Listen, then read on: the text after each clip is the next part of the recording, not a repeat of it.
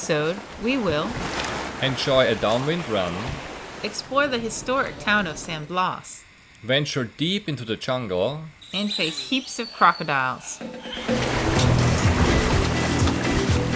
With the wind at our back, it's a straight downwind run to San Blas.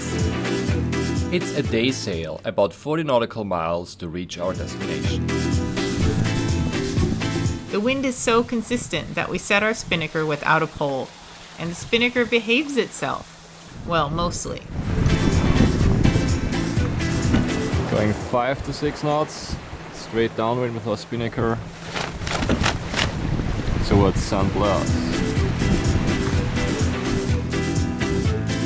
We pass a large rock island, Roca Elefante, situated northwest of San Blas, which is home to nesting seabirds.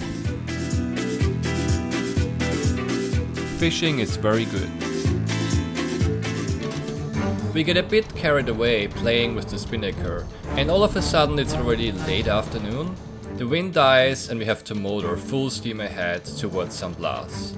But we don't make it before the sun goes down. It took us a little bit longer than we thought, and we are now at San Blas, but it's pretty dark already, and over there that's where the channel is, but we're not going to enter during the night. It's just too dangerous. We don't know where the shoal parts are and where the deep channel is, and the markers are not lit very well, so we'll try to go a little bit further south in the bay there, and hopefully we can anchor there.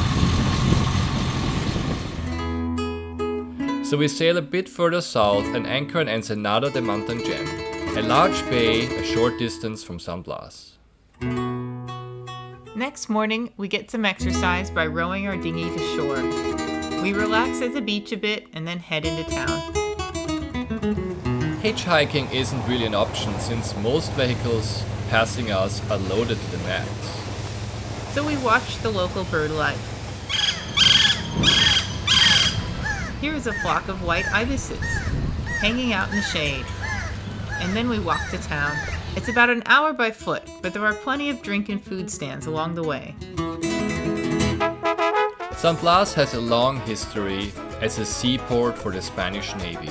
The first ship sailing north into San Francisco Bay actually started from here. Nowadays it's mainly used as a fishing port, and there's a small underutilized marina and boatyard. About 9,000 people live here today, and next to agriculture and fishing, tourism is the main source of income. San Blas is most well known for the poem that Henry Longfellow wrote about its church bells in the late 1800s, called The Bells of San Blas. It's honored with a plaque at the main plaza. San Blas is a good place to get fresh produce and much more. It's fun to explore the small local stores and stands.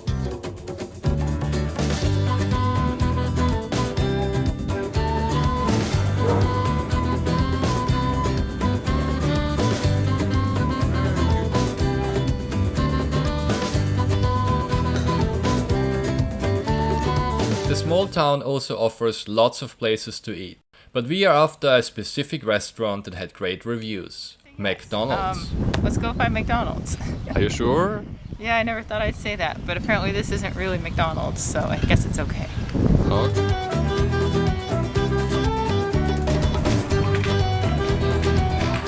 This place does not serve burgers, but actually a variety of fresh Mexican dishes. Like 3 tostadas. The food is delicious. These are excellent carne asada tacos. We made it back to our bay, and we are happy to report that green panther is still out there. But there seem to be a lot more waves right there.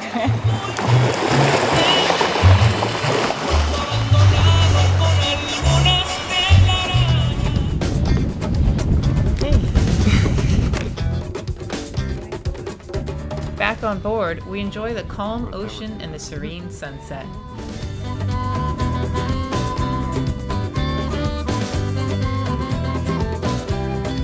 Next morning we get up early, take a shower,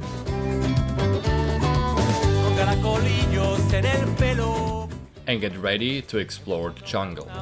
Passing several food and drink stands, we make it to the river San Cristobal at the edge of La Tovara Park, a federally protected nature reserve. The best way to access La Tovara is by a guided trip on a small boat, since Tovara is a vast network of canals and marshes, surrounded by thick mangrove jungle.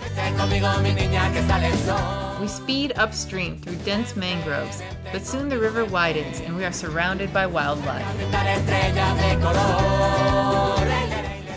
A large cormorant, a majestic blue heron, a beautiful white crane, turtles enjoying the sun, a nosy squirrel, and of course, the crocodiles.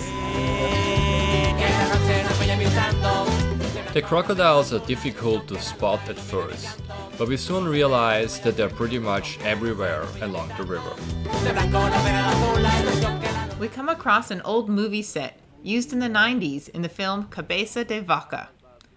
Cabeza de Vaca follows the adventures of an early Spanish explorer who lived with the native tribes in Mexico and became a faith healer.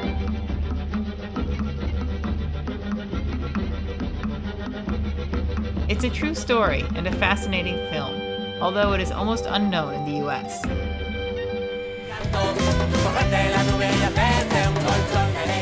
We head further upstream, encounter more crocodiles, Oh, the right is another one. It's a little more smaller. we go for a quick swim in a very well fenced off area, and stop at a croc farm. We learn that crocodiles in La Tovara are all Crocodilus acutus, the American crocodile. It inhabits southern Florida and the Atlantic Pacific coast of southern Mexico, all the way to South America. The American crocodile can grow as large as 17 feet. That's over 5 meters. But on average, they measure about 11 feet in length and weigh up to 500 pounds. The young ones grow up quickly. The hatchlings are about 10 inches long and are already able to hunt within a few days of hatching. The mother still cares for their young for up to 5 weeks, but after that, the young crocs are out on their own. Yes, crocs grow up very fast. The farm also houses other animals, like this ocelot, a wild cat native to this area, and a jaguar, the largest native cat species in the Americas. The jaguar, however, does not seem too happy about its depressingly small cage.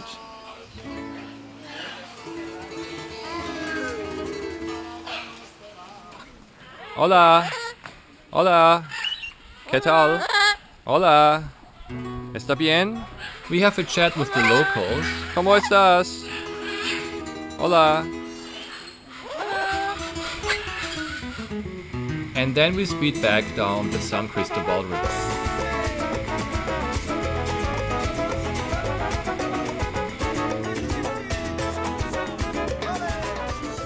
On our way home, we stop at a tiny restaurant at the beach, and the cook grills us some delicious garlic shrimp, which we enjoy with a Mexican beer.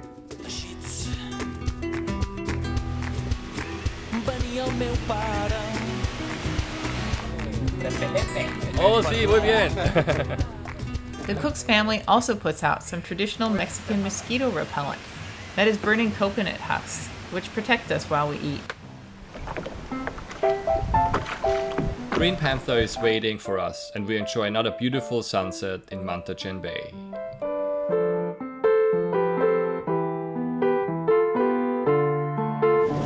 Join us next time when we Explore Puerto Vallarta enjoy the best marina ever.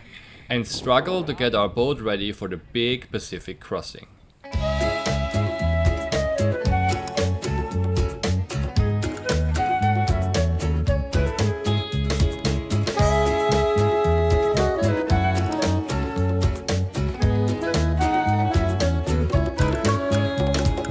Míralo, míralo, míralo, míralo bien. El mundo en el que vivimos gira al revés. Míralo, míralo, míralo,